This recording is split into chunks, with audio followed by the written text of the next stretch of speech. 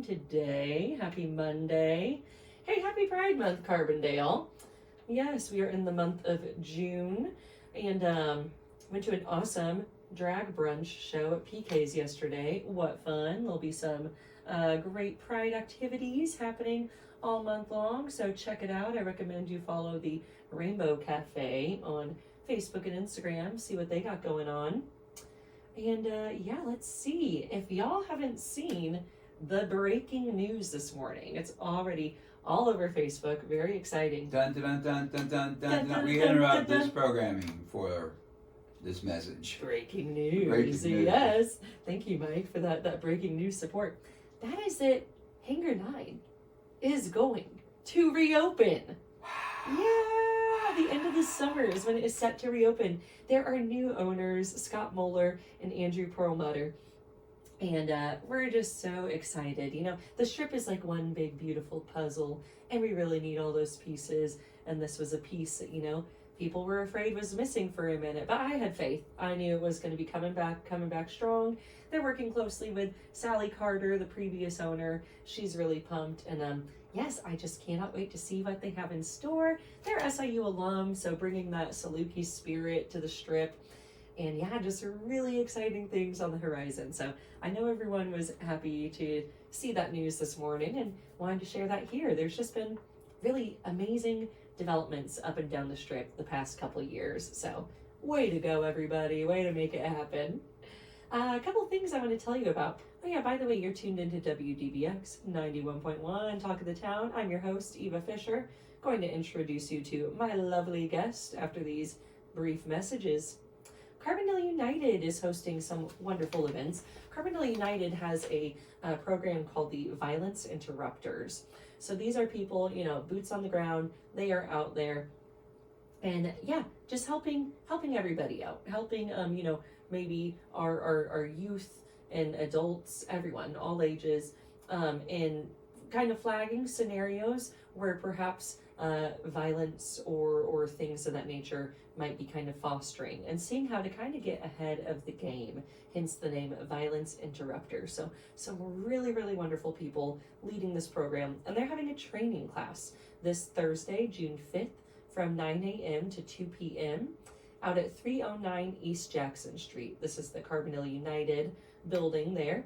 So yeah, encourage you to check that out. If you are someone who, you know, wants to get that experience, interact with our youth, interact with our community, encourage you to take this Violence Interrupter training class with Carbondale United.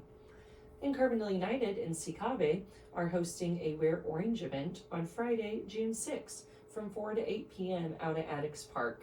There's going to be speakers, games, food, DJs, etc. And Wear Orange is a national event that raises awareness around gun violence. So check that out. Going to be a good time for a good cause, the Wear Orange event out at Addicts Park, Friday, June 6th.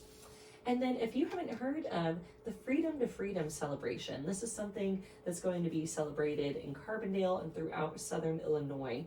So celebrations honoring Juneteenth all the way up into the 4th of July to celebrate, yes, this freedom to freedom. One of these events is the Mr. and Mrs. Juneteenth of So-Ill pageant, going to be on Saturday, the 7th, at the John A. Logan College Auditorium at 3 p.m. And we're going to be releasing some more events organized by the city and other organizations throughout town, so keep your eye out for that. We'll be putting out that info tomorrow. So follow us on the City of Carbondale Government Facebook page, and you can see all of these amazing news and updates. Okay, now I get to introduce you to these other awesome human beings that are sitting in the studio with me. I have Mike Baltz and Joan Davis of Keep Carbondale Beautiful with me. Good morning, you two. How are you? Great. Good morning. Yes. Eva. Thank you so much for being here today. Thank you for having us. Yes. Mike, do you want to tell us your role within Keep Carbondale Beautiful? Yes. Well, Keep Carbondale Beautiful, I'm the director. Keep Carbondale Beautiful has been around for a long time, Eva. Long before you were born.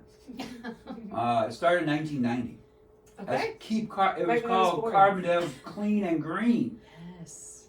And then it became Keep Carbondale Beautiful in the late 90s. And we do a variety of things. We organize cleanups. We do the Adopt a Spot, but we have Bright Spot. We give Bright Spot awards. But one of the things is, in general, that we do is encourage beautification around Carbondale.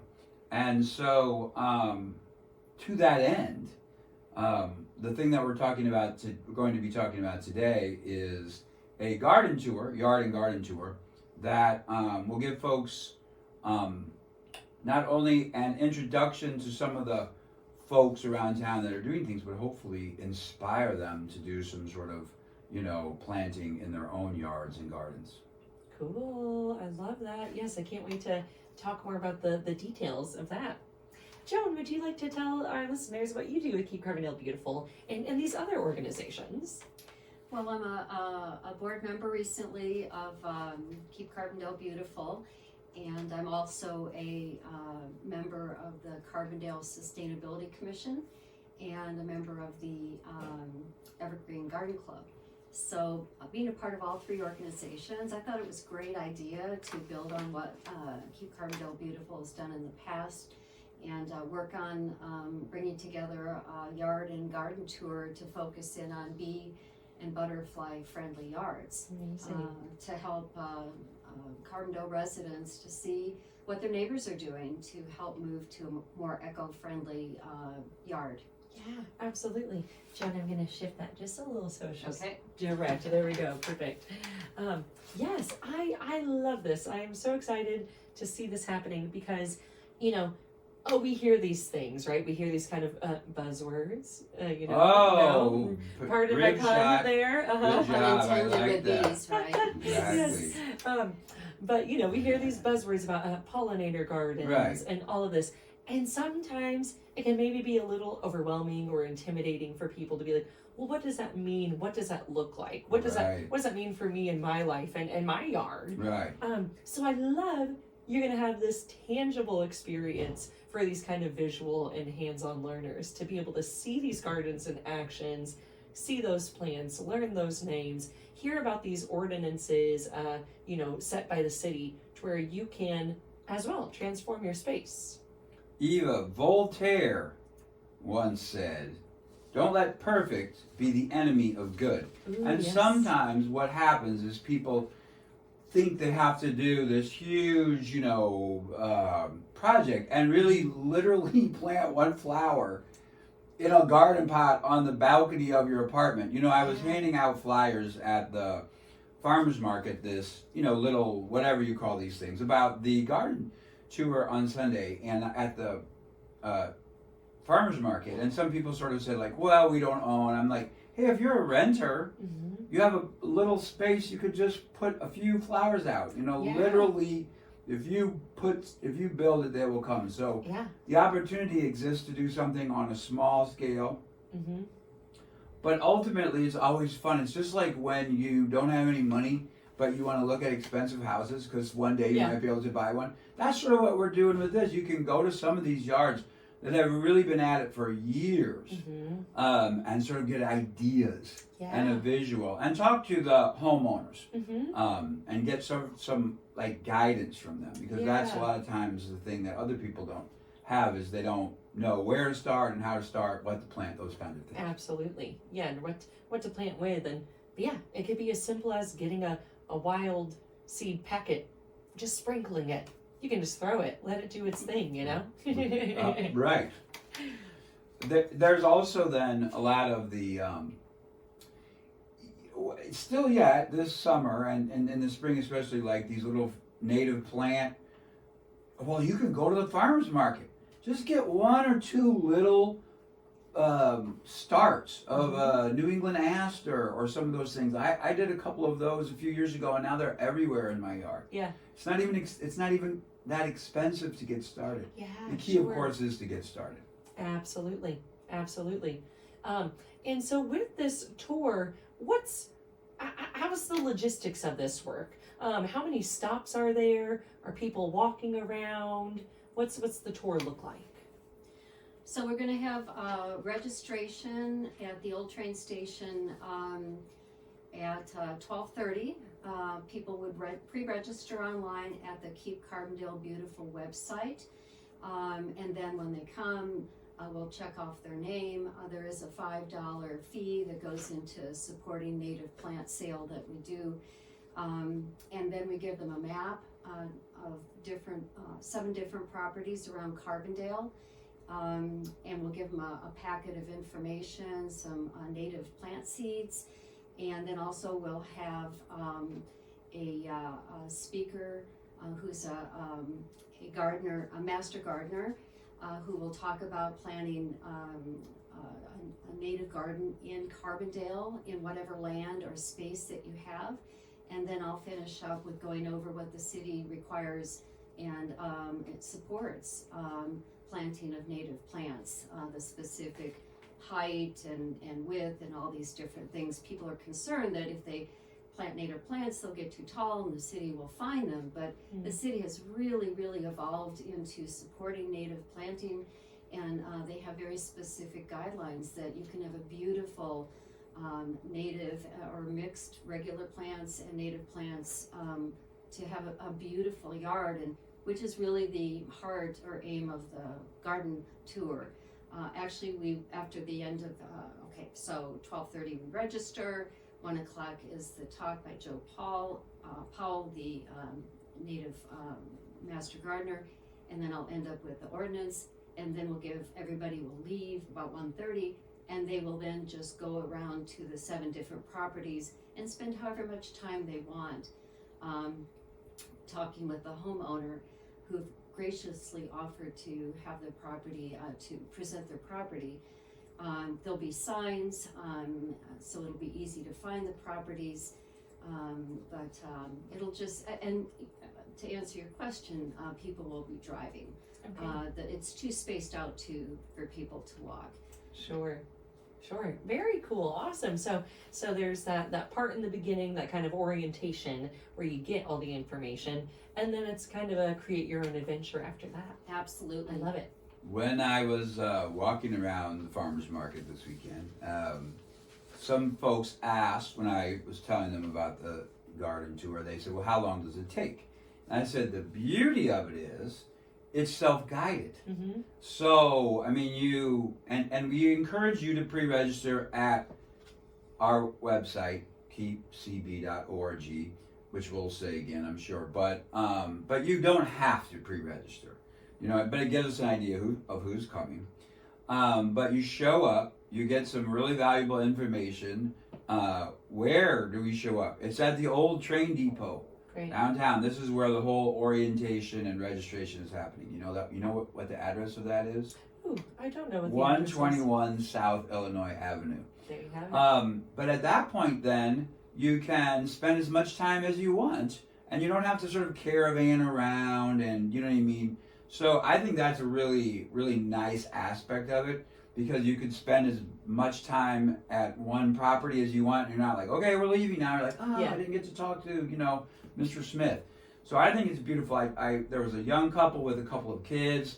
I said, yeah, you can bring the kids. Again, you're in your own car. You are not. You don't have to worry about it. So. And I'll just say it's $5 per family. Okay, great. So it's very affordable. Yeah, sure. And maybe suggest 2 carpool, perhaps, if you got a couple that is also going on this tour. Maybe y'all hop in your car together. Potentially, yeah. Less cars on the road, always good. Doesn't hurt. We're offsetting our carbon though by planting the plants. Exactly, so, it all balances we have out. zero carbon footprint. I think it's important for people to know, why are we encouraging folks to plant native? Yeah. If we like to eat any kind of fruit or vegetable, they all come from plants with flowers, and those flowers have to be pollinated. And whether it's bees or birds or butterflies, anything that goes into that flower then moves to another one, then pollinates. And those plants have to be pollinated in order for us to have food. Mm-hmm. So this is an actual investment in a solid ecosystem for everything, wildlife and for humans. A lot of people don't know that we're ecoregion 8 temperate forest. We have the highest plant diversity in southern Illinois than in the whole U.S., Canada, and Europe. we have a very, very unique biosystem here.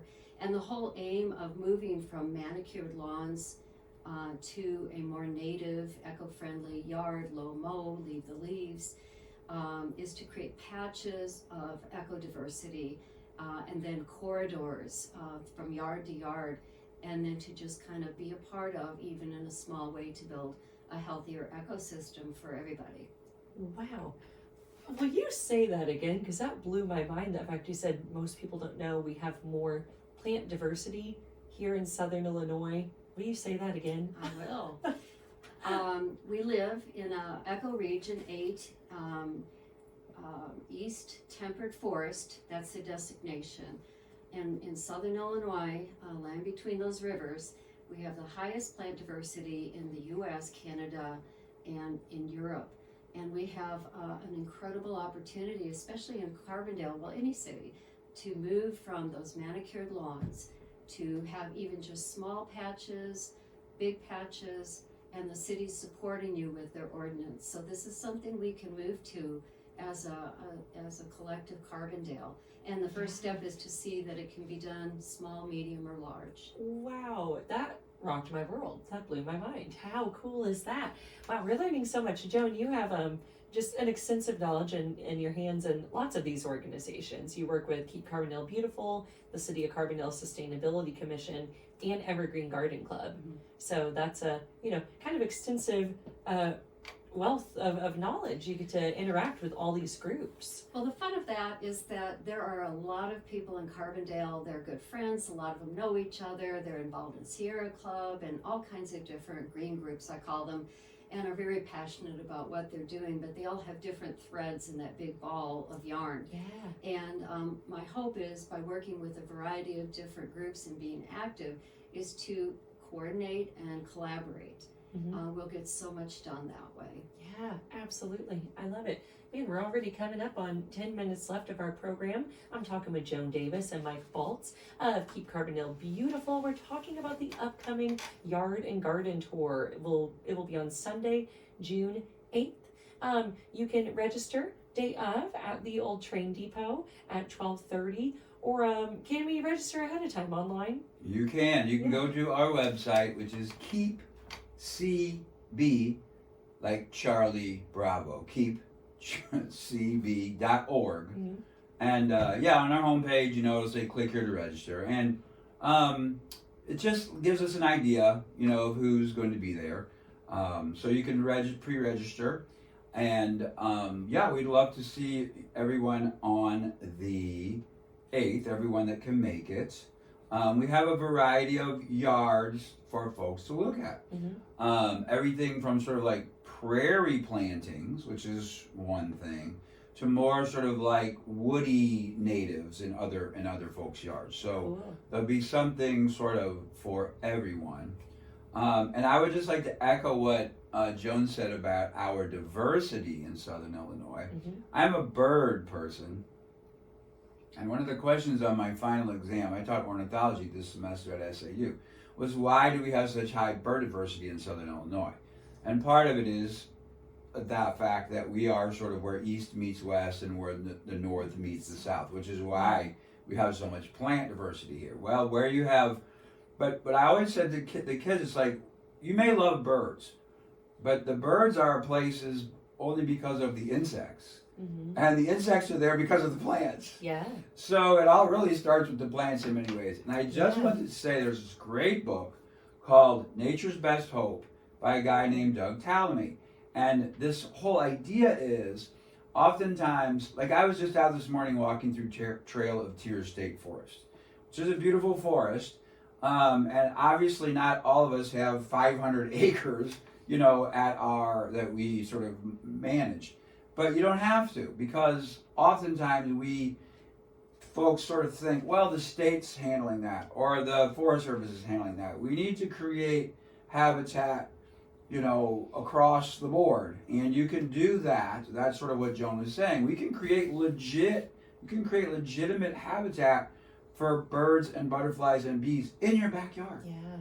The native insects and things don't care whether it's your yard or whether it's Trail of Tears State Forest or whether it's Shawnee National Forest.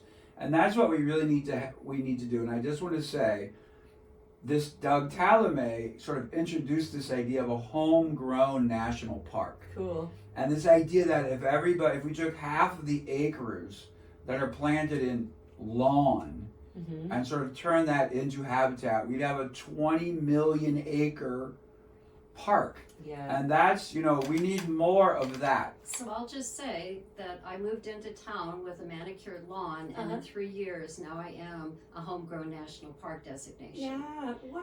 So when they come to my yard, they'll get to see the process transformation, and I'll just throw in that our garden walk will be both rain or shine. Great. Now if there's lightning, it's off. Sure, sure. But bring your umbrella if it's going to rain. Yeah, absolutely. Yeah, and take delight in knowing that that's part of this whole natural process. We need that rain too. Yes, we do.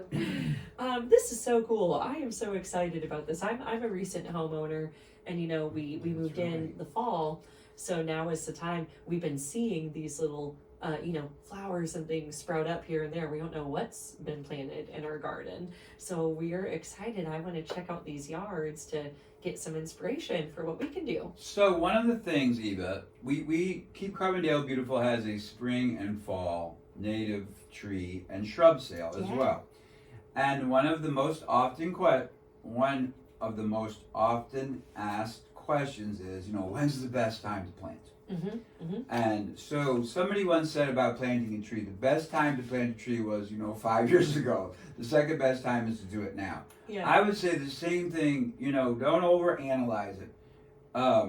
If there is really no better time to plant something than right now. Yeah. Okay? Put it in the ground, make sure you water it for a week or two, and plants, my wife bought some plants recently, and they looked like they were dying, but they came back. And we were talking last night. I said plants are super good, resilient. If you give them just sort of what they, just a little bit of what they need, and they can make it. So, it's not too late. Say, for instance, you know what I mean, to plant anything. Every week, at the farmers market, they're selling all kinds of little native plants. So, we talk about succeeding small. This tour, we're excited about it for this year. We're kind of even more excited. Well, we're also excited about next year. It could be bigger. But, that's the same way with your yard. It's exciting because you can watch this thing develop. Yeah. But just, the best time to start planting things is now. Find a spot. Put a couple of plants in, then next year you can do a little bit more and a little bit more and a little bit more. Yeah, fantastic. I love it. And I feel like there's just so many people in the area that people can turn to for help. Like, go to the farmer's market. There are those people selling those plants who are thrilled to tell you about what to do with them. And come to y'all at Keep Carbondale Beautiful. What's the best way for people to reach out to you if they have a question about how can I beautify my yard or plant this or that? The U of I Farm Extension, if they look that up online, has an amazing bee-friendly garden how-to site. Awesome. And we'll be giving out a lot of resource information at the garden walk, but if they wanted to go to a place right now, that is an awesome place to go to. Yeah. U of I Farm Extension in Murfreesboro. And then they just have lots and lots of resource information. Amazing. Yeah, and you mentioned the tree sales you do at Keep Carbondale Beautiful. Y'all are doing programming throughout the year, not just in these planting seasons. Right. I mean, we have, several pillars of our mission, and beautification is one of them. But the cleanups, again, if you wanted information about Keep Carbondale Beautiful, I would recommend that you go to our website, which is keepcb.org. And if you just, type in Google Keep Carbondale Beautiful, it will come up. And then you can sort of find out, you can send us an email from at that point, contact us sort of thing. We do a variety of things, like you said. I think we're going to be potentially, you mentioned Juneteenth celebrations this month. And I think we're potentially going to be doing a cleanup in sort of around the time of that Juneteenth block party. Awesome. Which is going to be June 20th. So fantastic. We're involved in a lot of things. But I think Joan made a great point. You know, there are websites with tons and tons of information. Mm-hmm. But again, I'm all about. My mother swears she has a black thumb, which would be potentially the opposite of a green thumb. I don't know what the opposite of a green thumb is, but you know, don't. If you plant something, I was just talking with someone yesterday or something. If you plant something somewhere and it doesn't grow, okay, Move it. Yeah, you know, it's very trial and error. One of the people, you know, on our tour, we talk a lot. She's a longtime member and supporter of our tree sales. She just talks about it's just very sort of we planted, it didn't work out. Okay, you know, we didn't lose, we learned. Yeah. So it's not necessarily that you can't grow plants. It's just that you have to. Don't freak out if something doesn't survive because absolutely it just maybe wasn't getting what it needed right in that place. So Mm-hmm. don't give up. Yeah, absolutely. And sign up for a garden tour. Yes, absolutely. Yes.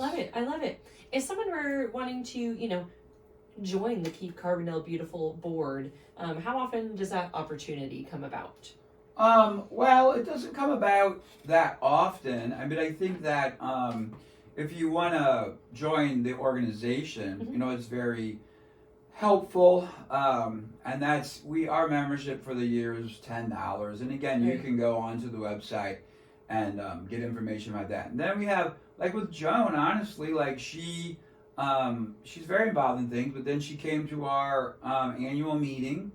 I think it was last year, you know, and so you sort of expressed an interest in what we're doing. Mm-hmm. I met with her a year ago and sort of curating her a little bit, unbeknownst to her as a potential board member, you know, and look where we're at now. So I'm really excited. But yeah, we, you know, teamwork makes the dream work, Eva. Yeah. I don't know if you knew that. Sure does. But, you know, the more people we have who are, you know, committed Mm-hmm. to keeping Carbondale beautiful, the more beautifuler it'll be. Yeah, absolutely. I know it just keeps growing. I love it. Goodness, well, thank you both so much for coming on today. So excited for the Yard and Garden Tour on Sunday, June 8th from 12:30 p.m. to 4 p.m. Registration and sign-in at the old train depot where they'll be giving presentations from 1 to 1:30, and then you can start your self-guided tour to all these beautiful yards. All right, y'all. Well, yeah, thank you again. I'm so excited for this. Follow Keep Carbondale Beautiful on Facebook. Are y'all on Instagram too? Well, we kind of are, but you know, our demographic is more of a Facebook demographic. For I would sure. say. For sure. Yeah. We'll start on Facebook. The other thing, if we have no time left, that's all right. You'll have to tell me. I'll share it with the ether. All right, y'all. Well, thank you so much. Have a great day, everybody. Thank you. Thank you.